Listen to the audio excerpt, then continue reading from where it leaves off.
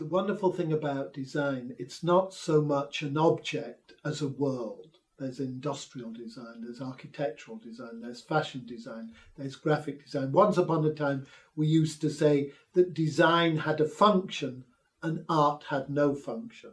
But art in the 13th century in Europe was a religious object. And there's much design now that doesn't have a function. So I don't think design is one thing.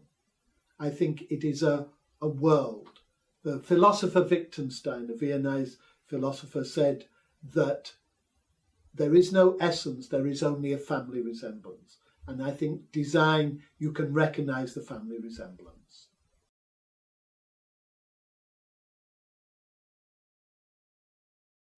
My view is the genius of design, when it's great design, is it starts from need, from people's need. So in China, in 20 or 30 years' time, there are going to be a lot more people my age than there are young people. So design needs to start thinking in China and across the globe, because whether it's Britain or China or the whole of Europe, populations are growing older. And nobody is thinking hard enough about the design market for older people. And my view is, as we grow older, design objects, simple phones that we can use if our hands don't work so well, design objects to help mobility, aesthetic design objects, fashion that doesn't make old people look like they ought to be put away somewhere. Older people are very important to the design market of the 21st century, here, in Hong Kong, in China, and in the world.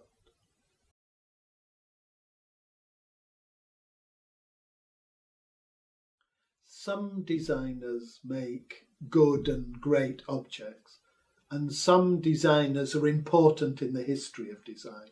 I think what is remarkable about Freeman and what makes him very distinctive, he's both important as a maker of objects and in the history of design.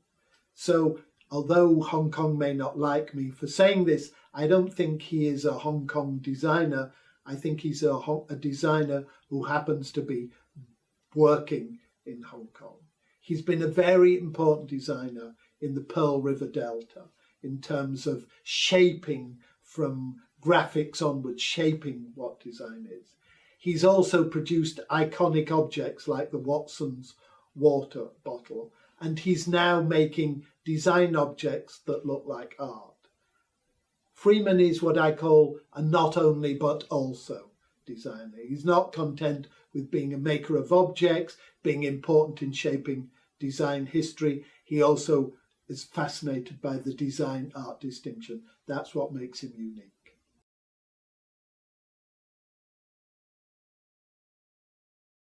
I set up Made in China in 2004 for a very simple reason.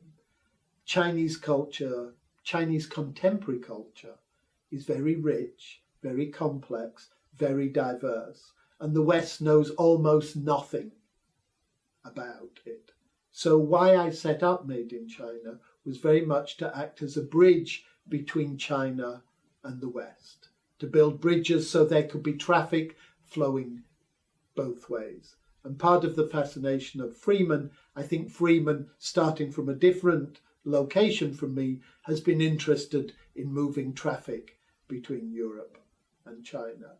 China has got some really very fine artists, some wonderful designers, a great design history, and an enormous design market. In these circumstances, the world needs to know much, much more than it already knows, the Western world, about China, and Made in China was set up so we could play our small part in doing that.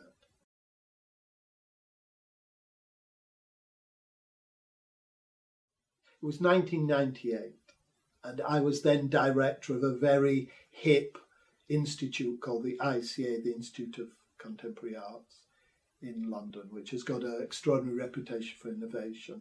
And the strange part of it is it's very near Buckingham Palace, which is where the Queen is. And the ASEAN nations came to London, and a small group of creatives came, and Freeman was one of those creatives. And we brought interesting people together from Europe and from Asia to discuss about creativity. And it's from that moment that Freeman and I began to know one another. So I've travelled to Shenzhen, to Guangzhou. I've met him in Shanghai. I've met him in Hong Kong. I've met him in Beijing. I've met him in Paris. I've met him in London. He's a kind of engine of creativity. Someday his battery will run down and he will simply stop. But for the foreseeable future, and I hope we're working on projects together at the moment, and of course I've been a judge on the Hong Kong Design Centre, where he's been such a critical figure. It seems to me Freeman is everywhere, and that's what I like about him.